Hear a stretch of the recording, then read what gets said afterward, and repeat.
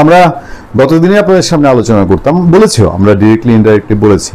কেউ কেউ বলেছেন শেখ হাসিনা একই দিনে 3টা ছক্কা মেরেছেন। কেউ কেউ বলেছেন যে এই দেশে অনেক সময় যখন বলা হয়ে থাকে যে কোনো মিডিয়া এখন আর শেখ হাসিনার ইন্টারভিউ করার সাহস করবে না, তখন আন্তর্জাতিক প্রভাবশালী শক্তিধর তিনটা সংবাদ সংস্থা, ফরাসি সংবাদ সংস্থা, আমেরিকান সংবাদ সংস্থা এবং ব্রিটেন, 3টা শক্তিশালী পরমাণু শক্তির দেশে দাপটি 3 সংস্থা, রয়টার্স, এএফপি এবং ইন্ডিপেন্ডেন্ট, শেখ হাসিনার সাক্ষাৎকারটা মোটামুটি কাছাকাছি। সাক্ষাৎকারে শেখ হাসিনা যা বলছেন কাছাকাছি, ইমেইলে উত্তর দিয়েছেন। আমি বলেছি রয়টার্স যে ছবিটা ব্যবহার করেছে এটা ইঙ্গিতপূর্ণ, অনেকেই সেটা নিয়ে বলেছেন। এবং রয়টার্সের শব্দ চয়নের ক্ষেত্রে রয়টার্স যখন বলেছে পলাতক শেখ হাসিনা বলেনি, সাবেক প্রধানমন্ত্রী শেখ হাসিনা বলেনি, ভারতে আশ্রয় নেয় শেখ হাসিনা বলেনি, রয়টার্স বলেছে বাংলাদেশের শেখ হাসিনা। তো এই শব্দ চয়নগুলো রয়টার্স খুব বেছে বেছে করে। ইন্টারন্যাশনাল মিডিয়াগুলো ইন্টারন্যাশনাল পলিটিক্সের সঙ্গে ইনভলভ, সেসব জায়গা নিয়ে কিছু বিশ্লেষণ দাঁড় করিয়েছে বাংলাদেশের সংবাদ মাধ্যমগুলো এবং তারা খোঁজখবর নেওয়ার চেষ্টা করেছে। সেই খোঁজখবরের মধ্যে উল্লেখযোগ্য যেই চুম্বক টপিকগুলো উঠে এসছে, সেই টপিকগুলোতে বলা হচ্ছে যে আগ্রহী ছিল বহু আন্তর্জাতিক মিডিয়া, মানে শুধু এই 3টা না, রয়টার্স, এএফপি বা ইন্ডিপেন্ডেন্ট না, আরও অনেক international media Sheikh Hasina interview নেওয়ার জন্য আগ্রহী ছিল। এবং কেউ কেউ কিন্তু এটাও বলছেন যে এটা শেষ না, শেখ হাসিনা এখন লাগাতার ইন্টারভিউ হয়তো আসতে থাকবে, বক্তব্য জানা যাবে। শেখ হাসিনা বক্তব্য বাংলাদেশের প্রচারের ক্ষেত্রে নানা বিধিনিষেধ থাকলেও বহু আন্তর্জাতিক সংবাদ মাধ্যম যে তার সাক্ষাৎকার গ্রহণে আগ্রহী, এটা কোনো গোপন বিষয় নয়। এরকম বহু মিডিয়া প্রতিষ্ঠান অনেকদিন ধরে আওয়ামী লীগের বিভিন্ন স্তরের নেতাকর্মীদের মাধ্যমে তার সাক্ষাৎকার পাওয়ার জন্য চেষ্টা করে আসলেও এতদিন তাতে ইতিবাচক সাড়া মেলেনি। আর তিনি এই মুহূর্তে যে ভারত সরকারের আতিথেয়তায় আছেন তাদেরও বিষয়টি নিয়ে এতদিন আপত্তি ছিল। মানে বোঝা যায় যে ভারত সরকারের সঙ্গে শেখ হাসিনার এই মিডিয়ায় বক্তব্য দেয়া না দেয়া নিয়ে একটা দেন দরবার আলাপ আলোচনা চলছিল এবং শেষ পর্যন্ত গিয়ে ভারত সরকার রাজি হয়েছে। মানে এটাও আওয়ামী লীগের দিক থেকে বা শেখ হাসিনার দিক থেকে একটা হয়তো বাড়তি স্টেপ। বাংলাদেশের ট্রাইব্যুনালের প্রশ্ন হচ্ছে আওয়ামী লীগের পক্ষ থেকে আন্তর্জাতিক মিডিয়ার সঙ্গে সম্পর্ক রক্ষায় দিকটি মূলত এখন দেখছেন শেখ হাসিনার ছেলে সজীব ওয়াজেদ জয় এবং সাবেক তথ্য প্রতিমন্ত্রী মোহাম্মদ এ আরাফাত, এই দুজন এই বিষয়গুলো দেখছেন।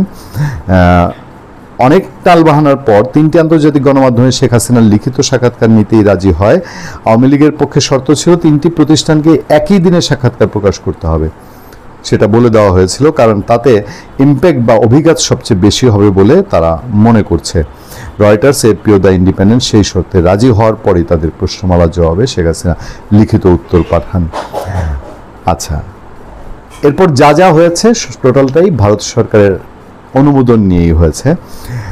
দিল্লিতে সিনিয়র কূটনৈতিক সংবাদদাতা একজনের বরাত দিয়ে বলা হচ্ছে একসঙ্গে শেখ হাসিনার 3টে সাক্ষাৎকার আন্তর্জাতিক মিডিয়ায় বের হলো, ভারতের স্বরাষ্ট্র মন্ত্রণালয়ের ছাড়পত্র না পেলে এটা কিছুতেই সম্ভব হতো না। মানে ক্লিয়ার যে এখন ভারতে বসে শেখ হাসিনা যেগুলো করছেন ভারত সেটা টোটালটা অ্যাপ্রুভ করে।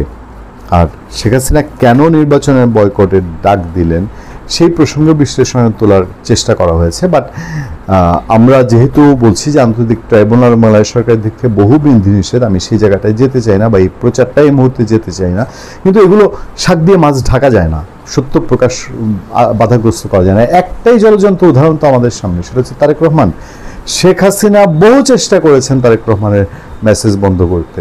শেখ হাসিনা পারেননি বিএনপি চেয়ারপারসন বেগম খালেদা জিয়ার অফিসে তারেক রহমানের ভার্চুয়াল মিটিং বন্ধ করতে। শেখ হাসিনা পারেননি বিএনপির জনসভায় তারেক রহমানের ভার্চুয়াল বক্তব্য বন্ধ করতে, যদিও মিডিয়া প্রচার করতে পারতো না। মিডিয়াতে আমরা বিএনপি বিট করতাম, বিএনপিকে আমাদের সচেতন থাকতে হতো। তারেক রহমান বিএনপির প্রেস কনফারেন্স চলছে বা কোনো প্রোগ্রাম চলছে, পেছনে বড় স্ক্রিনে তারেক রহমানের ছবি।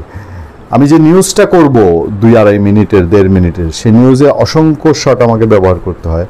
ভুলে যেন একটা শট তারেক রহমানের যে ওই যে ভার্চুয়ালি দেখা যাচ্ছে এই শটটাও যেন ব্যবহার না হয়, এরকম ছিল বাংলাদেশের দমবন্ধ অবস্থা। শেখ হাসিনা পারেননি বন্ধ করতে, শেখ হাসিনার পক্ষে সম্ভব হয়নি।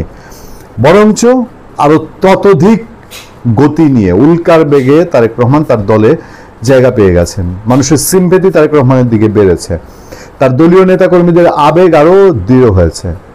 সেটা যদি হয়ে থাকে, সেই বাস্তব উদাহরণ দেখে ওই যে আমাদের রাজনীতিবিদরা অতীত থেকে শিক্ষা নেয় না, এখনকার যারা সরকার আছে তারা তো পলিটিক্স করছেন, তারা পলিটিক্সে ইনভলভ হয়ে গেছেন, তারাও এই শিক্ষা নিচ্ছেন না যে শেখ হাসিনা, খালেদা জিয়া, তারেক রহমান, সজীব ওয়াজেদ জয়, এরা এদের পরিবার, এদের ব্যক্তিত্ব, এদের রাজনৈতিক দলের সঙ্গে ইনভলভমেন্ট, এগুলো বাংলাদেশের অসংখ্য মানুষের ইমোশনের সাথে জড়িত। মানে তাদের ফলোয়ার হাজার দিয়ে, শত দিয়ে না, লাখ দিয়ে, কোটি দিয়ে।